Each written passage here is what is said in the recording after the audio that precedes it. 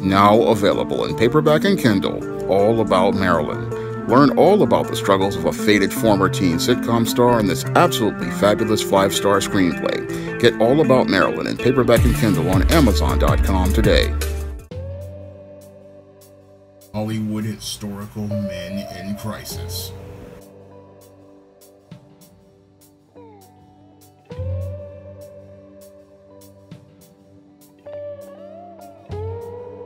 One of my viewers wanted me to do another installment in the Hollywood Historical Men in Crisis series.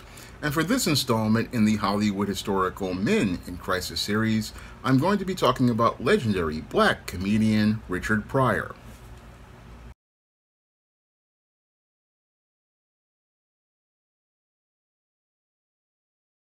Now, Richard Pryor is considered to be one of the greatest black comedians of the 20th century.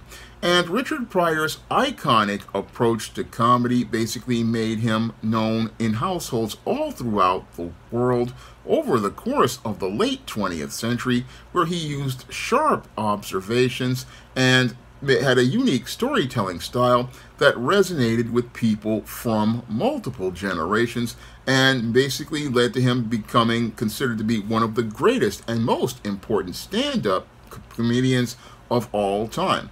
And over the course of his storied almost 40-year career as a comedian and an actor, Richard Pryor got critical acclaim from places like the Writers Guild, where he won the WGA Award in 1974, and went on to win 5 Grammys for his legendary comedy records, such as That N-Word's Crazy, Is It Something I Said, Bicentennial N-Word, Richard Pryor Live on the Sunset Strip, and Richard Pryor Here and Now, and is also known for his legendary appearances in films such as Silver Streak, which he starred with Gene Wilder, Stir Crazy, See No Evil, Hear No Evil, and is also known for other films that he has done throughout his career, such as Lady Sings the Blues, Greased Lightning, The Wiz, Uptown Saturday Night, and is also known for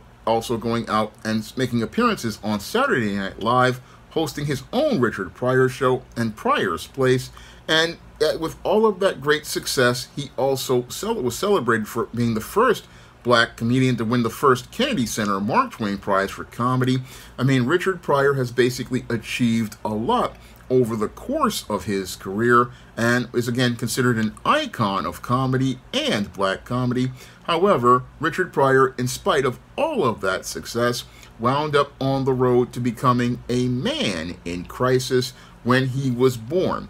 Now, Richard Pryor was born on December 1st, 1940 in Pryor, Illinois, where he grew up in a brothel that was run by his grandmother. And in that brothel that was run by his grandmother, Richard Pryor was exposed to sex at an early age. And as he was basically exposed to sex at an early age by a pair of dysfunctional parents, that basically put Richard Pryor on the road to being a man in crisis ever since the day he came home from the hospital. Now, Richard Pryor was born to a mother who was a prostitute and an alcoholic, and a father who was a former boxer who became a hustler and a pimp. And the entire family situation for Richard Pryor was an extremely dysfunctional one where he did not see his family participating in traditional family roles. No, because he did not see a healthy home family. What happened was he basically learned dysfunction at an early age and was possibly put on the road to sexual deviancy at a very early age, because the whole idea of seeing your own mother out here having sex with other men in exchange for money, that can do, again, devastating damage to a boy in his formative years. And with his mother having addictions to alcohol and other issues, she was not in a place where she could go out here and care for and bond with her son, and not in a place where she could care for her son and give him the nurturing and love. And that basically was, again, starting the foundation for his dysfunction, because his first teacher was a prostitute, and that prostitute was exposing him to sex at an early age. And even worse, the father of Richard Pryor was a hustler who was out here running the streets, and a pimp basically looking to have power over other women, but not his mother. And again, this whole situation was a troubling home situation, and a home situation that in these days a child would be taken out of by social services. But due to the racism that went on up in the North, no one really cared about black children the way that they do now. No, they didn't see black children as human beings, and because they didn't see black children like Richard Pryor as a human being, they left him inside of this toxic home environment with this alcoholic prostitute mother who was exposing her son to seeing sex, and the whole situation with the father who was just not really there. And again, the father basically was a guy who was a cuckold who was out here playing like he was a pimp running the streets, but had no power to assert authority over his home, basically turning him into a beta male father who basically took no power as related as a man to modeling manhood for his son and teaching his son male life skills or male survival skills, and a mother who never nurtured that child. And what happened with Richard Pryor was that he basically was in a toxic home environment, and that toxic home environment got even worse when he was sexually abused at 7 years old. And again, this boy basically was preyed on by people in that toxic environment of that brothel, where prostitutes were again out here walking around naked and having sex casually with their clients. And this put Richard Pryor further down the road to being a man in crisis, because as he was dealing with the trauma from sexual abuse and being exposed to a sex at an early age, he basically was on the road to possibly becoming a sexually deviant individual. And this was the world he was living in for that time, and eventually that world would get worse as his mother basically wound up abandoning the family when he was 10 years old, leaving him in the care of a grandmother who was a very loud, argumentative, and domineering woman who would beat him for eccentricities. And Richard Pryor, again, was one of 4 children raised in that grandmother's brothel, and that brothel being exposed to all of that sex and sexual deviancy at an early age really wasn't good for Richard Pryor, because as he grew up, he wound up being expelled from school at the age of 14, and wound up expelled from school because the people in that school didn't like the idea of a child being in that brothel. But that just showed the racism of that time. It showed the racism of that time because, again, in our modern era, if a child were the child of a prostitute or even an adult film star, because I remember reading about Ray Victory and the 2 children he had in Europe.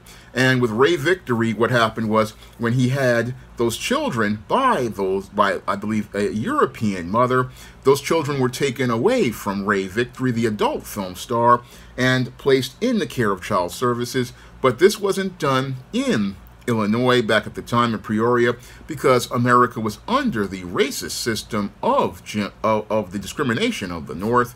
And because of that racism, Richard Pryor didn't get those foster parents that would give him love or care.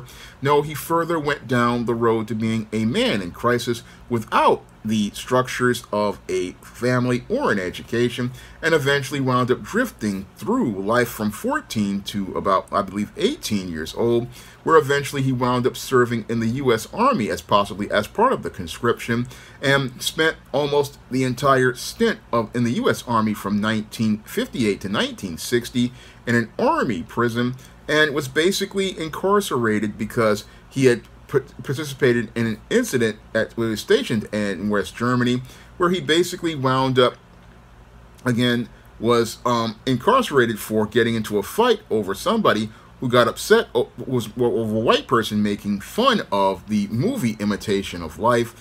And while the white soldier made fun of the scenes in Imitation of Life, Richard Pryor allegedly, with several other black soldiers, beat and stabbed that white soldier, allegedly. And this led to him, again, winding up in an Army prison. And after he came out of the Army prison, eventually what happened to Richard Pryor is he started to move to New York City and to move his life forward. And as he moved there, he started working on his whole comedy bits. And again, in 1963, he started performing in comedy clubs alongside performers like Bob Dylan and Woody Allen. And eventually, on one of his first nights, he opened for Nina Simone, but had severe performance anxiety. And that anxiety basically made it where Nina Simone had to rock him.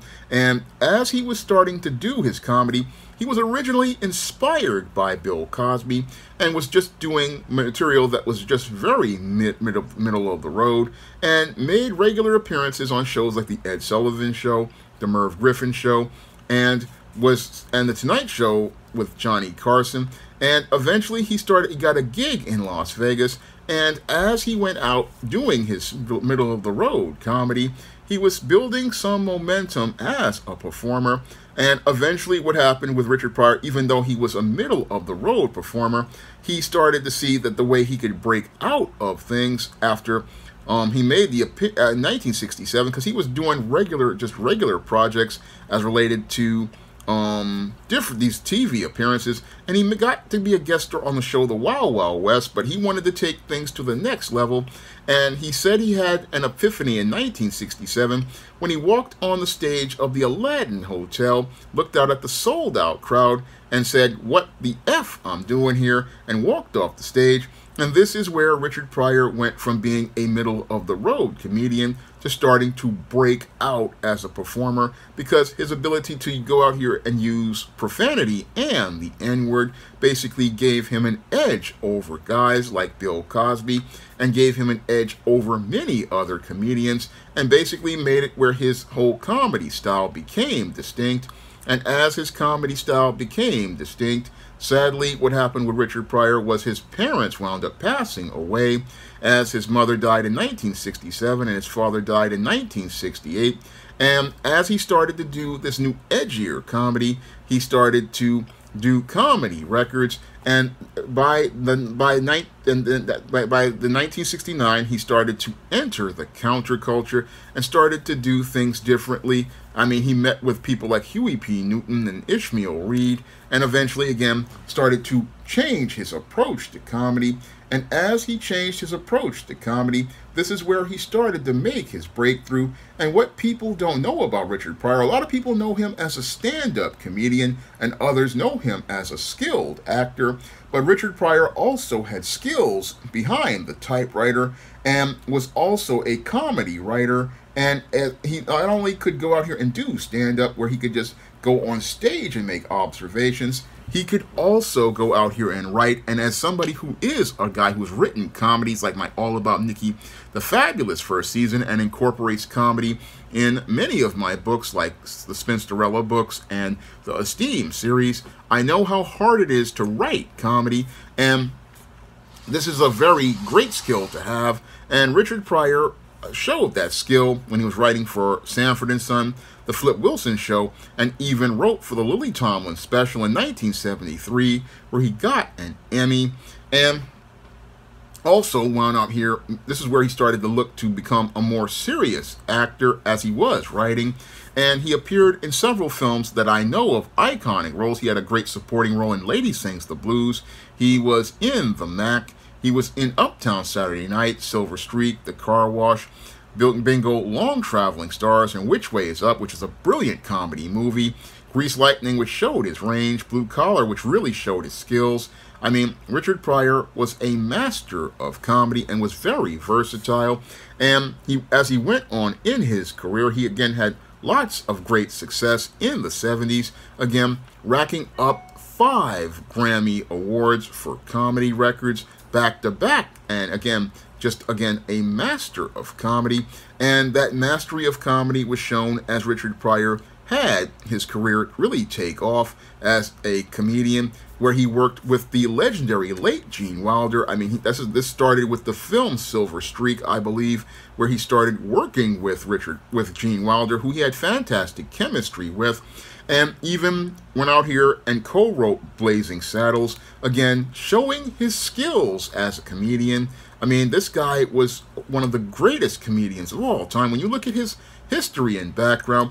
I mean, he was really out there as a comedian, and was going to be considered to play the iconic role in Blazing Saddles, but the studio wouldn't insure him, so they got Cleavon Little instead. And again, Richard Pryor had a long storied career in Hollywood in the 70s, where he was at the peak as related to his skills, and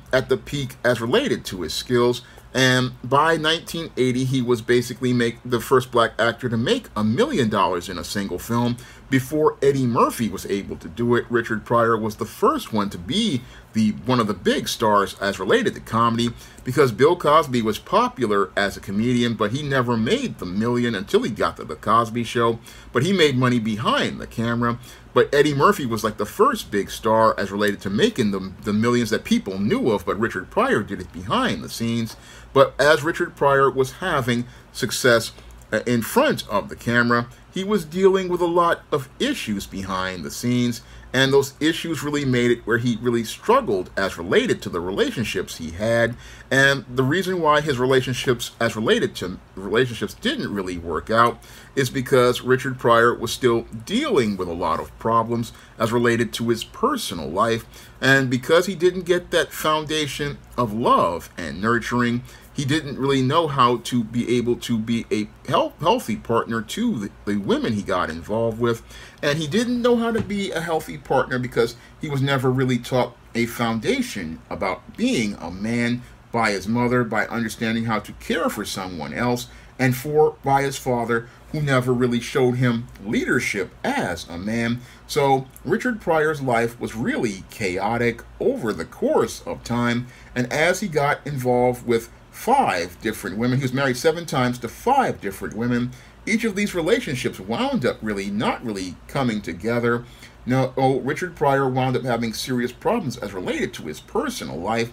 I mean, he was married to one woman, Patricia Price, from 1960 to 1961, and that really started a whole paradigm of failure for relationships, where every relationship wound up falling apart, and possibly every relationship wound up falling apart because Richard Pryor was dealing with issues as related to his ability to lead in a relationship and his ability to go out here and deal with women, because a lot of times when a man has been dominated by a woman, he really doesn't want to deal with that woman because he fears this woman will try to control him again.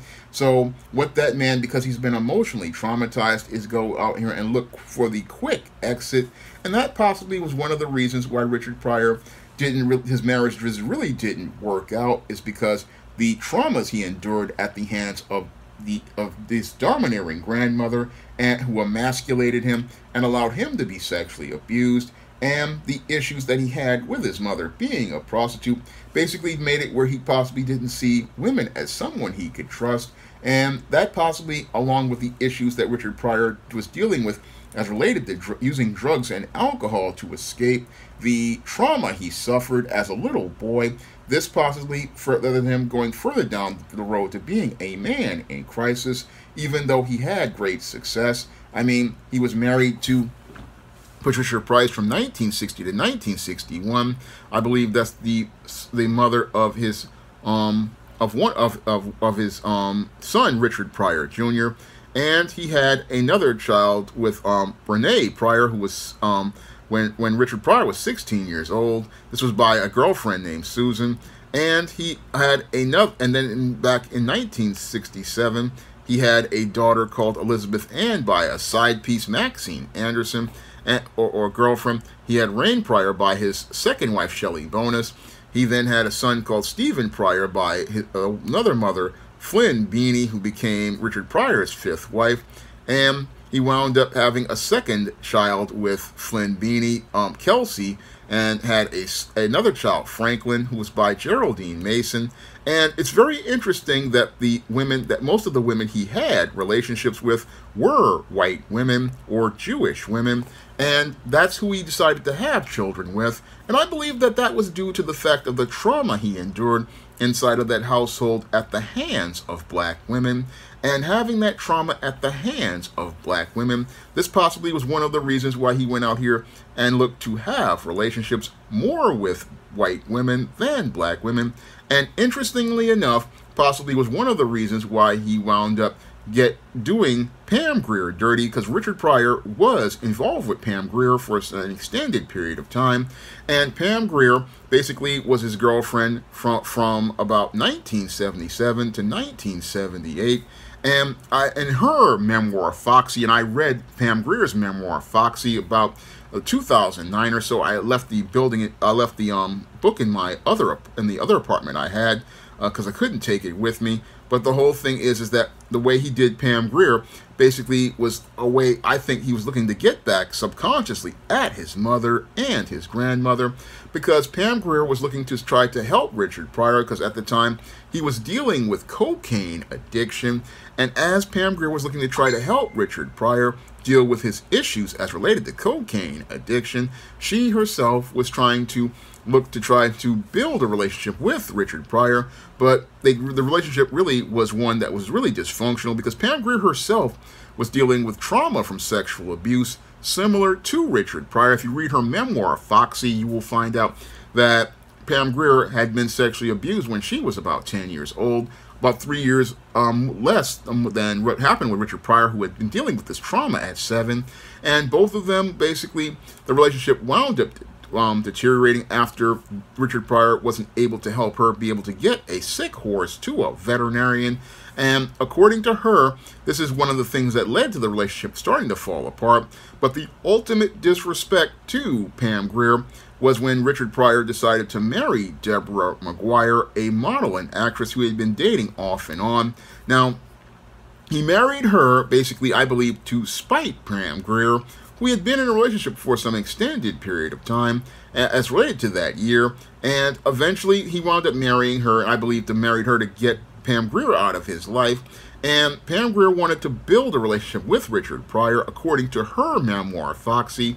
But what happened is that Richard Pryor, basically, he married Deborah McGuire, and after he married Deborah McGuire, what he did with marrying this black female model is he quickly wound up divorcing that black female model who he had been dating off and on, and eventually he got involved with Jennifer Lee. Now, he had gotten involved with Jennifer Lee, who was a white female, who was an interior designer and an aspiring actress. And eventually what happened was that after he got involved with Jennifer Lee, then what he did was, again, eventually wound up divorcing her due to his drug addiction. And eventually what happened with Jennifer Lee is she would come back later on in his life after Richard Pryor had this very disturbing freebase incident. Now, this freebase incident is one of the major moments in Richard Pryor's life, where he basically wound up at a rock bottom spot. Now, this incident that happened in 1980 with the freebase cocaine, this is what happened to Richard Pryor that basically, I believe, was like a rock bottom moment for him, because Richard Pryor had been looking to escape through drugs and alcohol, all the trauma he endured by using drugs and abusing drugs and alcohol. And this is something that beta males like to do, because I talk about this in depth in the chapter Addiction and the Man Crisis. And in that chapter, Addiction and the Man Crisis, I talk about how people go to escape through drugs. And I believe what happened here with Richard Pryor is that he looked to escape through drugs, and as related to trying to deal with this whole situation of these drugs. And again, this basically was where he was trying to, again, while he was working on the film Stir Crazy, which he started with Gene Wilder, he went out here and looked to freebase these drugs. And as he was looking to freebase this cocaine by, again, looking to distill it, he basically, again, doused himself in rum and set himself on fire. And this basically was the thing that wound up becoming a major incident as related to his life, that basically put him at rock bottom. Even though he was having a lot of great success as a performer, he basically this was like the rock bottom moment of his life, the freebasing event. And again, this freebasing event is where Richard Pryor tried to get his life together. And as he was trying to get his life together, he basically wound up losing the role of History of the World Part 1 with Mel Brooks, and he was replaced with Gregory Hines. He was going to do an appearance on The Muppet Show, and eventually wound up after he got himself together, did an accompany album, Richard Pryor Here and Now, and also wrote and directed the fictional account of his life, JoJo Dancer, Your Life is Calling, which basically was dealing with the inspiration from that freebasing incident.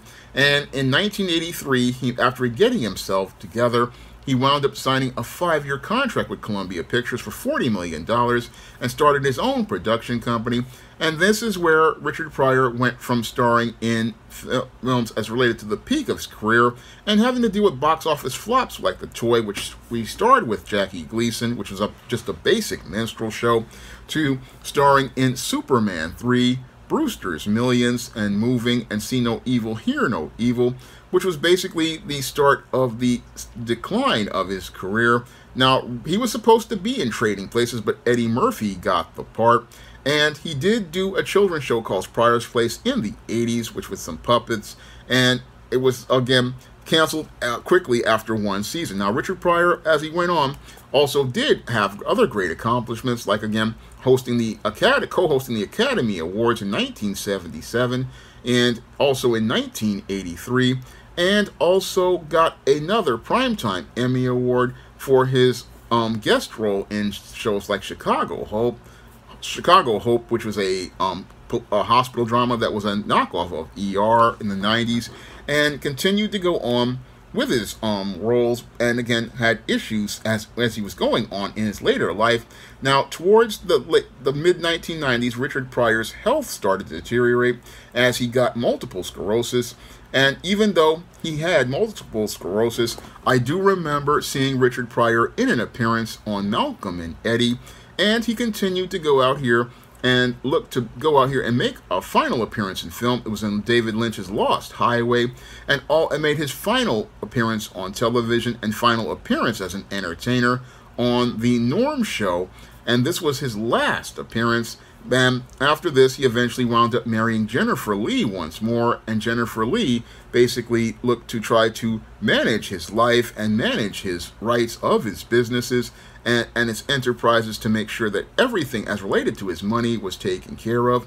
And Richard Pryor, as a man, even though he had great success, basically led a very tumultuous life due to the dysfunctional family he managed to come from, and also, sadly, as he was looking to have the success in entertainment, created a lot of dysfunction because many of his children were raised by single mothers. So it basically proves a point that I talk about as related to men being men in crisis. And again, a man in crisis, when he's a beta male, will go out here and breed more beta males. So we see the intergenerational dysfunction from Richard Pryor's father and mother to him, to what he passed on to his children, because many of his children aren't married and they're dealing with a lot of dysfunction. So this is what happens when you have one man who is a man in crisis. He breeds more crises because this is what he learned growing up, and he takes that dysfunction and passes it on from generation to generation. And that's what happened here with Richard Pryor. Again, he was one of the greatest comedians of the 20th century, a brilliant comedian, a man who had great success in entertainment, but his personal life, like many entertainers, was a shambles, and was a shambles because he didn't have that foundation in male life skills or male survival skills, or a foundation to be able to even love yourself as a black person, because eventually a lot of his wealth went to mostly white and non-black people. And sadly, that's what happened to Richard Pryor over the course of his life. Yes, he had a lot of success as related to his family, as related to business, but his family life, again, it was a complete mess, and a complete mess because he came from dysfunction that led to him, even though he was one of the greatest comedians of the 20th century, he was a man in crisis. Now, if you want to learn more about what leads to men growing up dysfunctional and winding up on a road to having their lives become a complete shambles, and how to break out of that pattern of behavior, you can pick up my book, The Man Crisis, on Amazon.com in paperback and Kindle format. You can also find The Man Crisis at other online booksellers like Draft the Digital, Google Play, Barnes & Noble, and big box retailers like Walmart and Target. And if you want to learn why many men like Richard Pryor wind up on a road to dysfunction due to the mother in their life, you can pick up my book, Why 70% of Black Women Are Single, on Amazon.com, along with The Man Crisis, and it's available at all the online booksellers that I mentioned. And if you want to see me be able to do more videos about Hollywood historical men in crisis, you can send a donation of a minimum of $15 to the PayPal or the Cash App. And if I know something about that individual, I will make that video for you about that Hollywood historical person in crisis. That's all I have to say for this video. You can comment, rate, and subscribe. Now available in paperback and e-readers, All About Nikki, a fabulous first season. The Fresh Prince of Bel-Air meets Clueless in this absolutely fabulous African-American 1990s teen sitcom. Get all 13 episodes of All About Nikki, the fabulous first season, in paperback and e-readers today. Now available in paperback and Kindle Unlimited, The Man Crisis. Learn why so many men are struggling to find their way in an increasingly gynocentric world in The Man Crisis. Get your copy of The Man Crisis in paperback and Kindle Unlimited today. Now available for the first time in paperback, Why 70% of Black Women Are Single. Learn all the reasons why so many Black women can't find a husband and why 70% of Black women are single. Get your copy of Why 70% of Black Women Are Single on Amazon.com today. Support Black-owned and Black-operated digital broadcast media. www.niceradionetwork.com. Nice Radio Network, broadcasting 24 hours a day, 7 days a week.